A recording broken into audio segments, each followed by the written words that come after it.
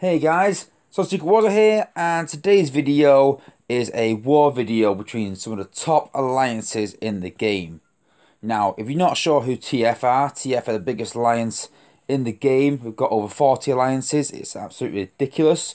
And Scorched are the biggest Decepticon family in the game. And so today, we've got TF's second tier, so TF Psyops are our top tier. TF Cybertron Ops are second tier, which one I'm in. And Scorched Earth are Scorched top tier team, and Scorched Moon are their second tier team. Now, these two teams are still in the top 10 in the world in terms of wars, so this is a great matchup to cover. And not only that, but it also has my man Trioss Theory on the other side. You can see there. So we're planning to both do sort of war video from both sides of it. You can see there with a 8295 versus 8000. It's a really close war. We're still 2 hours to go. Scorched Moon can pip it if we're not on our A game. We have got the lead, but it's been a really close and a really good war. And to be honest with you, they've beat us the last few times they've matched against us, so we do owe him this win. We really need to win this one just to, you know, bit of pride, really. But yeah, I thought I'd do a war video. Thought I'd include some of my alliance's attacks, show you guys how they attack. And most of the attacks are covered in videos I've done in the past. So when I mention these attacks, go and find out. Go and check the videos out, guys, on really how to do it and go more into depth. But for now, it's just showing these guys how they have attacked these bases. So, base 1, we have my good friend, the bad guy. And this guy's really helped me a lot since I've been in Cybertron Ops, giving me advice on pathing and things like that. I do plan to do a video on pathing eventually. I've had people saying what is pathing exactly, but I'll cover that in another video. But the guy's really helped me in terms of pathing my bots and things like that. And it's a really good attack. It's basically a clear and tactical rush smash. So it's like the Russian smash as such, but instead of just rushing, he's clearing it and doing a tactical rush. So the idea is, he's clearing all these defences, so that when he drops Prime on the left hand side, he will walk up and take the boss with him. So we've got Jazir and Volcanicus. See how you use Volcanicus to get rid of these defences. He's not using for outposts. You don't have to use your combiner just for outposts all the time. They can be used to clear a section as a means to an end, or to avoid outposts.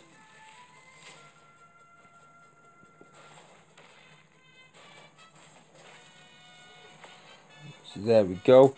He's also sent up his special up there, sort of weaken the HQ to give him more time on the Russian smash as he smashed the HQ. And as you can see, because he's got tactical core and prime, he walks up round. And then it's the case of dropping them at the bots and rushing to the top.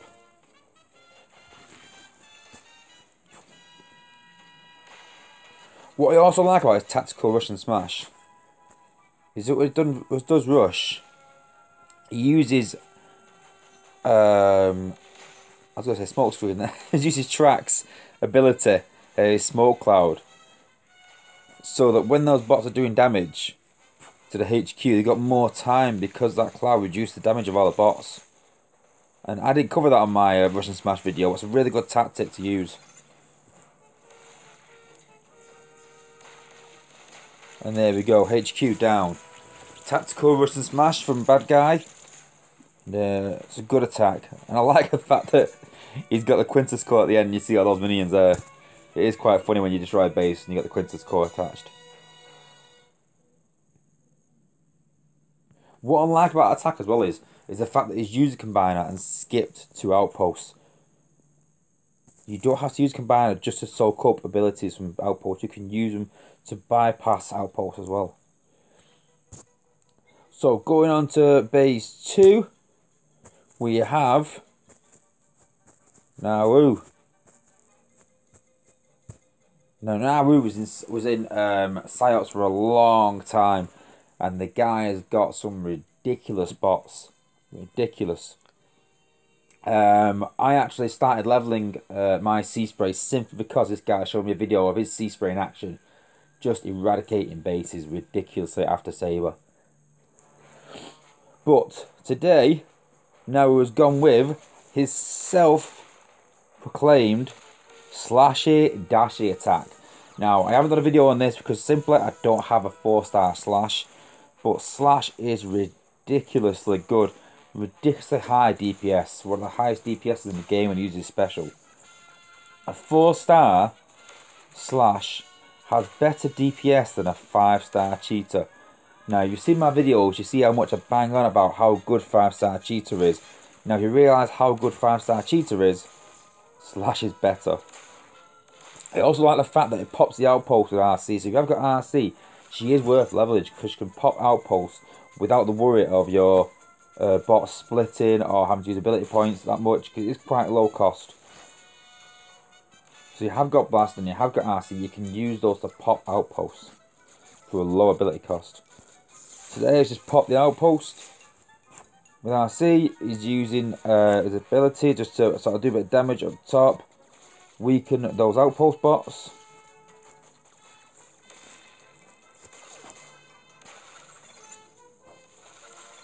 So that's the first part of the attack. So it's kind of like a bit of a walk, really, but he's just, you know, just getting rid of that bottom section. He's just pathing slash upwards towards the top section. And once he's got rid of all those structures,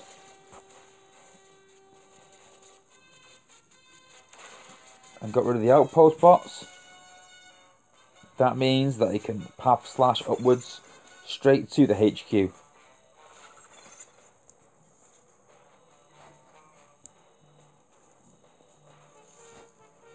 And here we go. Slashy dashy.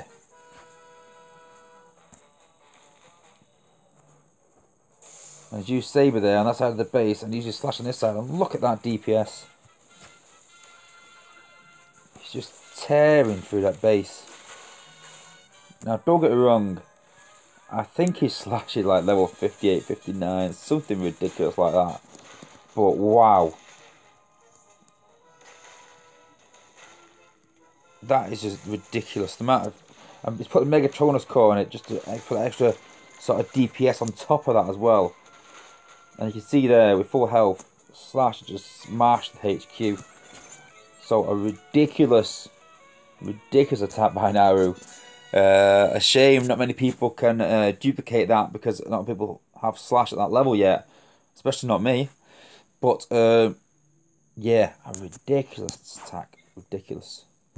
So, base 3, we've got my man Hatchet, and this is the guy basically that showed me how to do the Hocus-pocus. Now, I have had reports of some people that it is also called the sweeping back door. Before I sort of got a hold of it, that was the sort of name for it. But hey, we all call it different things. The cons call it sweeping back door, I call it Hocus-pocus. It doesn't really matter really, basically. It's the same attack, as long as we know what we're talking about. So, a small team here, just one tank, couple of gunners, just to clear this bottom section. Because it's all turrets at the bottom, that makes it super easy for a small team just to clear that out. It's only really the mortar that's going to do enough range and enough damage to get at those gunners. And once it's taken out, the gunners can just do what they want then. You can see the turret's range is nowhere near as long as the gunners. And I think that's actually set to air. Yeah, but even if they weren't, like I said, it doesn't matter. So it's got Saber in range. If you've not seen my Hocus-pocus attack video, go and check it out, guys. You can understand how he does this and the reasoning behind it. And then slash across. So he sweeps out the top section, pops the outposts, pops the combiner. And the combiner does two things here.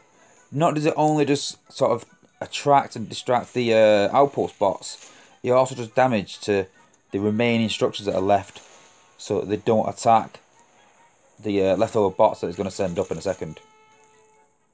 So it's done that damage. You can see all that damage to the HQ. And the HQ's half down. Then just waiting for Saber to die.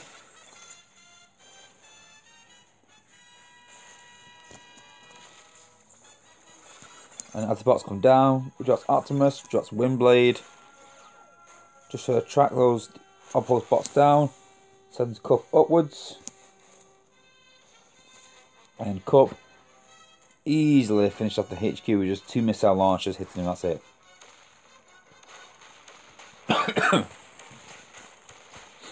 So yeah, a really good Hocus-pocus stroke sweep backdoor attack from him. Well played, brother.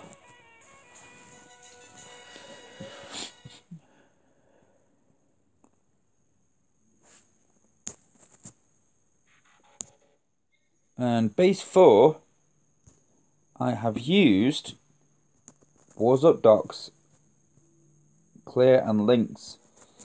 Now I've used his Clear and Lynx for a reason. Because especially since 5-star Sludge has come into the 5-star crystals, I've had a lot of people talking in chats and asking questions. When can Sludge one-shot walls? You know, that's what he's made for as such. You know, when can he one-shot and eliminate walls?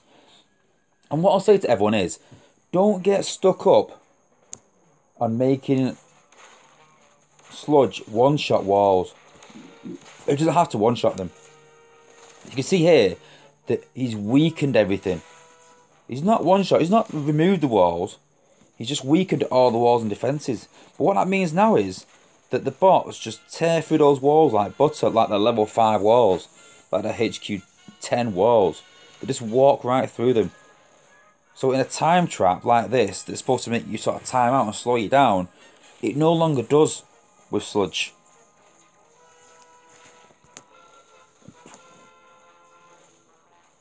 So all he's trying to do is just remove all this bottom section, and now he's hit that with Sludge. You can do that with a lot of ease and a lot of spare time. So once you remove all this bottom section, then he's going to snipe the HQ with Skylynx. You can see there, look at that. Literally just smashed through the walls.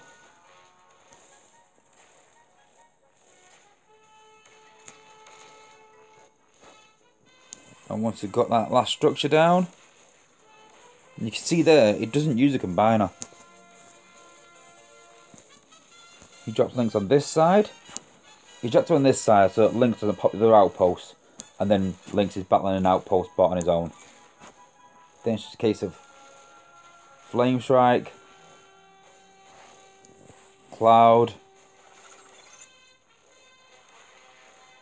Flame Strike. At this point, he doesn't care what the rest of the bots are doing, really. Flame Strike, Flame Strike, and Flame Strike just as it goes down. And like I said, the important part there is just to clear it and then send Lynx up. And it's an easy clearing Lynx without a combiner.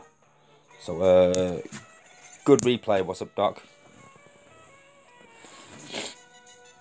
And for my last replay, I thought I'd choose my own replay just for the fact that I've 225 against Scorched Moon. I've struggled in a few wars recently. When I say struggled, I mean, you know, getting like 200, 190 points, but you know, getting a 225 really is the difference between a winning or losing these sort of wars. They are really close. So I thought I'd choose my own. But I've got to give credit to Ganondorf for the attack. I was struggling pathing wise. It's a really good base if you do want to copy a base, guys. A really hard base in wars because of the pathing. And I actually did something wrong on the attack and made a mistake, which I'll show in a second. But it's good that you've got to sort of think on your feet sometimes in these attacks and think carefully how you're going to change the attack round. So what Ganondorf did is he popped the 2 outposts with Cup at the top. Now because Cup is slightly off centre, he's only popped 1 outpost. I should have dropped him a bit higher, maybe been a bit more patient. And for that reason, only 1 of the outposts popped, which I didn't want to do. I wanted to pop both of them. But we've sent it on Max. And Optimus Maximus is good because he stuns all the defences and gives your bots a bit of time to heal and just to attack more.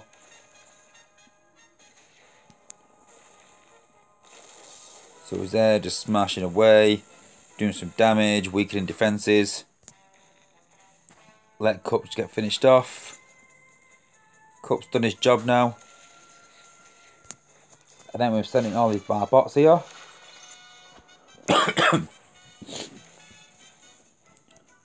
So you can see there the pathing on this base, because of the way it is, Ultra Magnus walked around there.